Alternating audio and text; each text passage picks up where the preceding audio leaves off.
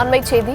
விழுப்புரம் மகாராஜபுரம் தாமரைக்குளம் பகுதியில் கனமழையால் வீடுகளுக்குள் மழைநீர் புகுந்திருக்கிறது. மழைநீருடன் சேர்த்து கழிவுநீரும் வீடுகளுக்குள் புகுந்துள்ளதால் அப்பகுதி மக்கள் கடும் சிரமத்திற்கு உள்ளாகி இருக்கிறார்கள். விவரங்களுடன் இணைகிறார் செய்தியாளர் தாமோதரன். விவரங்களை வழங்கலாம். வணக்கம் தர்ஷினி. விழுப்புரம் புதுவை சாலை மகாராஜபுரம் அருகே உள்ளது தாமரைக்குளம் என்ற பகுதி. இந்த தாமரைக்குளம் பகுதியில் தாழ்வான பகுதி என்பதால் கடந்த சில நாட்களாக தொடர்ந்து மழை பெய்து வருவதால் இந்த பகுதியிலானது மழை நீரும் சாக்கடை நீரும் ஒன்றாக கலந்து வீடுகள் மற்றும் தெருக்களில் தேங்கி நிற்கின்றன.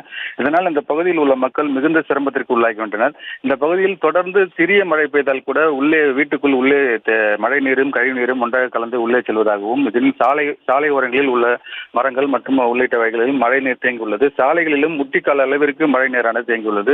இந்த மழை நீர் தேங்கும் நீரானது வீட்டு உள்ளேயும் சென்று வீட்புறமும் படுக்க முடியாத அளவிற்கு எந்தவித அடிப்படை வசதியும் செய்ய முடியாத அளவிற்கு மிகுந்த தண்ணீர் தேங்கி அன்றாட வாழ்க்கைக்கு செல்ல முடியாத அளவிற்கு கடுமையான சூழ்நிலையில் அந்த மக்கள் தவிர்த்து வருகின்றனர். இந்த மழையானது தொடர்ந்து பெய்து வருவதனால் தொடர்ந்து சில நாட்களாக இரவு நேரங்களில் தொடர் மழை காரணமாக அதிகப்படியான மழை விழுப்புரத்தில் பதிவாகியுள்ளது. நேற்று இரவானது 180 மில்லிமீட்டர் அளவுக்கு மழையானது விழுப்புரத்தில் பதிவாகியுள்ளது. இதன் காரணமாக இந்த பகுதியில் சுமார் 20க்கும் மேற்பட்ட வீடுகளில் தண்ணீர் உள்ளே புகுந்துள்ளது. சாலைகளிலும் தண்ணீர் தேங்கியுள்ளதால் கழிவு நீர் வாய்க்காலுடன் கலந்து கழிவு நீரும் மழை நீரும் ஒன்றாக கலந்து வீடுகளுக்கு உள்ளே உள்ளது.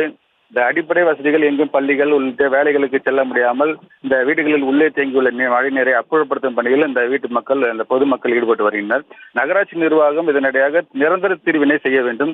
இந்த பகுதியில் தேங்கியுள்ள மழை நீரை மற்றும் சாக்கடை நீரை வடிகால் அமைத்து இந்த மழை நீர் தேங்காத வண்ணம் நடவடிக்கை எடுக்க வேண்டும் என கேட்டு இந்த பகுதி மக்கள் தொடர்ந்து பல முறை புகார் அளித்தும் எந்தவித நடவடிக்கை இல்லை என இந்த பகுதி மக்கள் குற்றம் சாட்டுகின்றனர்.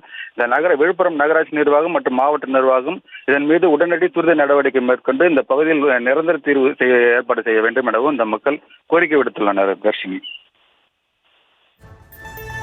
விவரங்களுக்கு நன்றி தாமோதரன். செய்திகளை உடனுக்குடனும் துல்லியமாகவும் தெரிந்து கொள்ள சப்ஸ்கிரைப் பண்ணுங்க.